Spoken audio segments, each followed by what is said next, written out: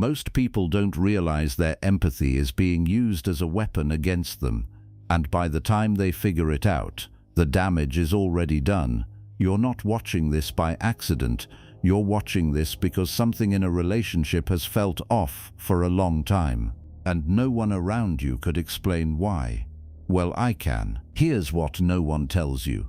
The kindest, most compassionate, most emotionally intelligent people are also the easiest targets for narcissistic manipulation. Not because they're weak, because they're human in all the ways a narcissist isn't. If you've ever felt confused, exhausted, or like you're slowly losing your mind in a relationship, this is why.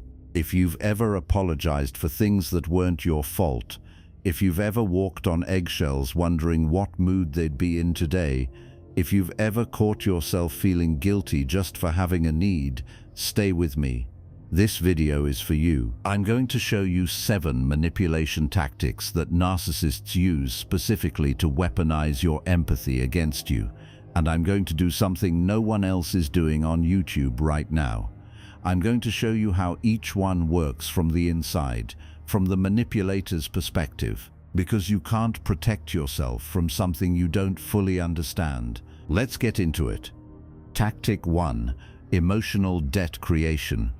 Here's how I would use this on you. I would do something incredibly kind for you early in our relationship, something you didn't ask for, something that felt like pure generosity. Then, slowly, without ever saying it out loud, I would let you feel like you owed me. Every time you tried to set a boundary, every time you said no to something, I would remind you, not with words but with a look, with silence, with withdrawal, of everything I'd done for you. I would make your own gratitude into a cage. Here's why it works. The brain's reciprocity system is one of the most ancient and powerful wiring patterns we have.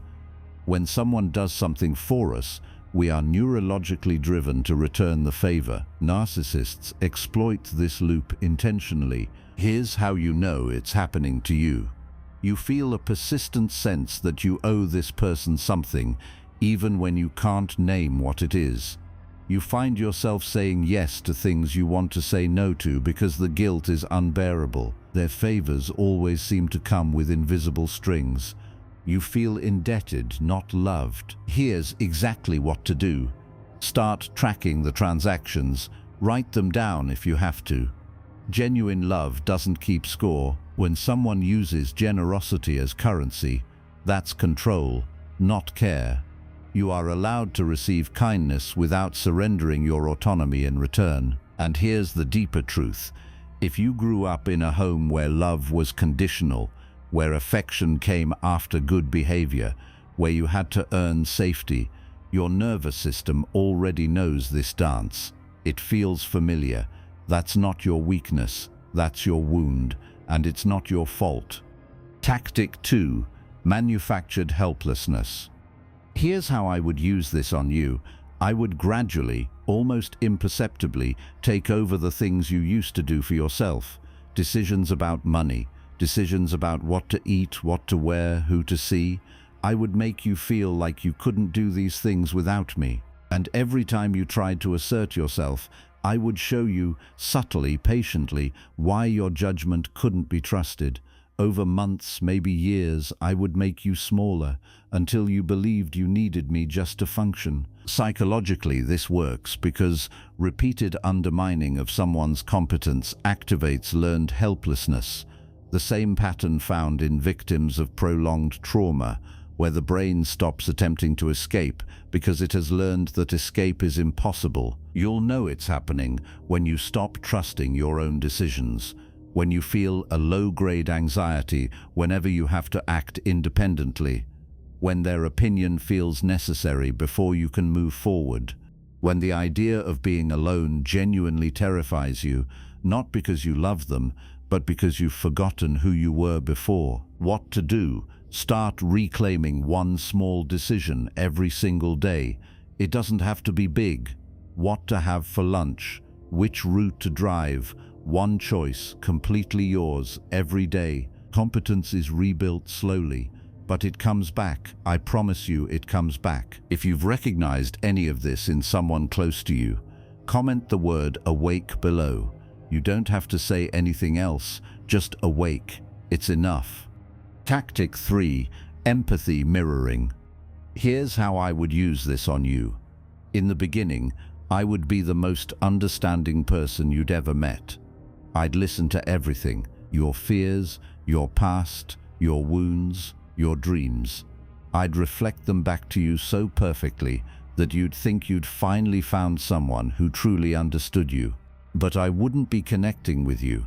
I would be mapping you, learning your vulnerabilities so I could access them later. Research in psychopathy shows that individuals high in dark triad traits demonstrate sophisticated emotional mimicry. They can simulate empathy without experiencing it, using your emotional disclosures as a strategic intelligence gathering exercise. You'll recognize this when the things you shared in vulnerability start being used against you, when your fears become their leverage, when your past wounds become their ammunition, when the person who once made you feel so understood starts making you feel like your own story is being weaponized. Protect yourself by slowing down the disclosure.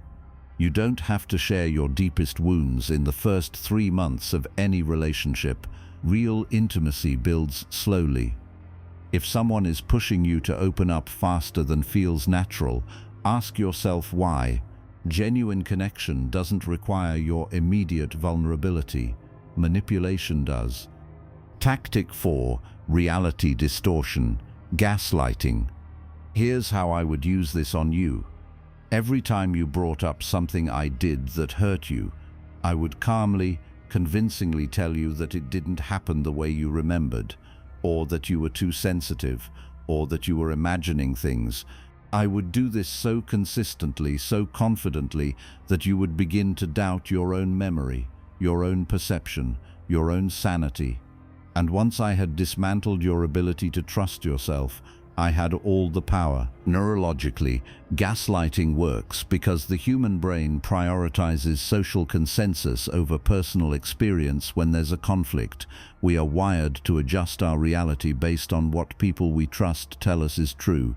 A skilled gaslighter exploits this wiring ruthlessly. Here's how you know it's happening. You constantly second-guess yourself in this relationship. You leave conversations feeling confused, not clear. You find yourself apologizing for things you're not sure you did. You've started keeping mental records, or even physical records, because your memory no longer feels reliable around this person. The protection is documentation. Keep a private journal. Write down what happened, what was said, how you felt, before they have a chance to rewrite it. Your experience is real. Your memory is valid. Their version is not the only version, and it is often not the true one. You're still here. I see you. I know this is hard to hear.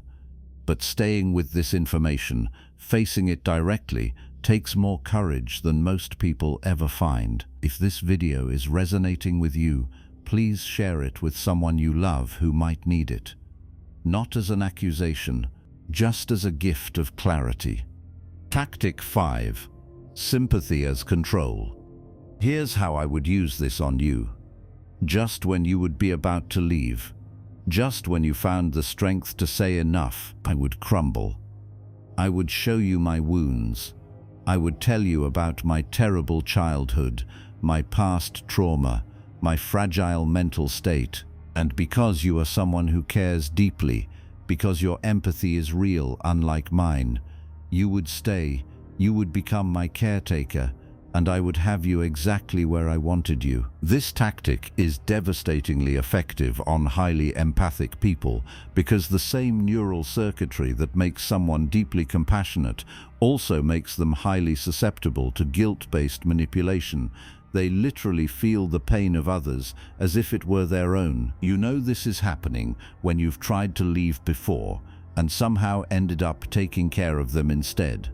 When their crises always arrive exactly when you're most close to freedom, when your concern for their well-being consistently overrides your own needs. when you know, somewhere deep, that you are not their partner. You are their emotional support system, their hostage, their therapist. Here's the truth that is hard but necessary. You cannot heal someone who uses their wounds as weapons. Compassion does not require you to destroy yourself.